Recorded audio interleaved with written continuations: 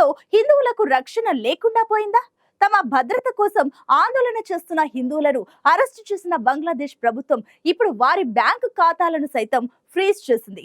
ISKCON పూజారి చిన్మయ్ దాస్ సహా 17 మంది బ్యాంక్ అకౌంట్లలో కొన్ని రోజుల పాటు ఎలాంటి ట్రాన్సాక్షన్స్ నిర్వహించవద్దని ఆదేశాలు జారీ చేసింది.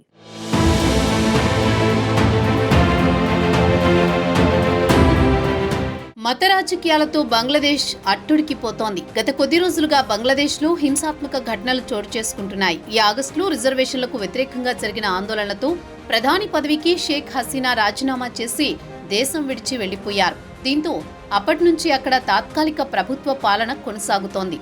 యూనస్ ఆధ్వర్యంలోని తాత్కాలిక ప్రభుత్వం అక్కడి హిందువులపై కక్ష సాధిస్తోందనే ఆరోపణలు వినిపిస్తున్నాయి.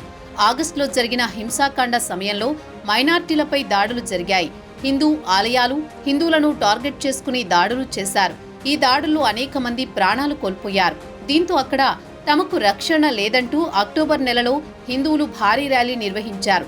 ఈ సమయంలో కొంతమంది కాషాయ జెండాను ఎగురవేయడం వివాదాస్పదంగా మారింది. ఈ నిరసనల్లో పాల్గొన్న సనాతన జాగరణ్ మంచ్ ప్రతినిధి ఇస్కాన్ పూజారి చిన్మయ్ కృష్ణదాస్ పై దేశద్రోహం కేసు నమోదైంది. ఈ కేసులో చిన్మయ్తో పాటు మరికొంతమందిని పోలీసులు అరెస్ట్ చేశారు. తాజాగా చిన్మయ్ కృష్ణదాస్ సహా ఇస్కాన్ సంస్థకు చెందిన 17 మంది కార్యకర్తల బ్యాంక్ అకౌంట్లు బంగ్లాదేశ్ ప్రభుత్వం ఫ్రీజ్ చేసింది.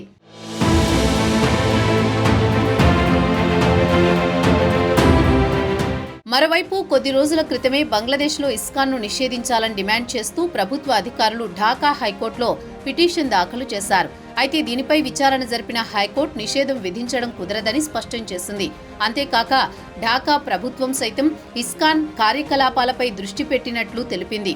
కొంతమంది హిందూ నాయకుల అనుచరులు భద్రతా బలగాల మధ్య కొన్ని రోజుల క్రితం జరిగిన హింసాత్మక ఘర్షణల్లో ఇస్కాన్ తరపున వాదించే లాయర్ చనిపోవడంతో దేశంలో ఉద్రిక్త పరిస్థితులు నెలకొన్నాయి. ఇస్కాన్ తరపున కేసు వాదించేందుకు అంగీకరించినందుకే ఆ లాయర్ని హత్య చేశారని ఇస్కాన్ కార్యకర్తలు ఆరోపిస్తున్నారు.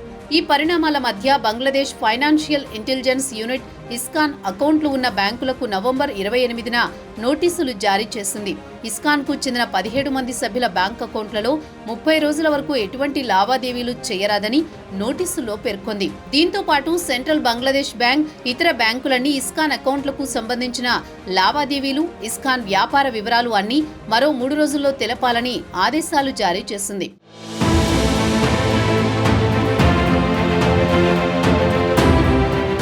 అక్టోబర్ 30న ఇస్కాన్ కు చెందిన 19 మందిపై చట్టోగ్రామ్ కోత్వాలీ పోలీస్ స్టేషన్లో దేశద్రోహం కేసు నమోదైంది.